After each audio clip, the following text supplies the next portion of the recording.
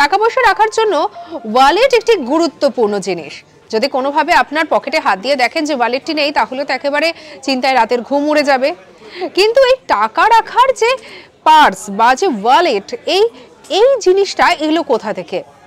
আপনারা শুনলে পরে অবাক হবেন। প্রথমেই কয়েন পার্স এই বিষয়টা কিন্তু এসেছিল গ্রিস থেকে, এবং যেটা জানা যায় যে সেখানে নাকি সেখানকার মানুষজন প্রথমবার কয়েন রাখার জন্য এই ধরনের ওয়ালেট পাউচ বা এই ধরনের যে কয়েন পাউচ বা এই ধরনের আবিষ্কারটা করেছিলেন।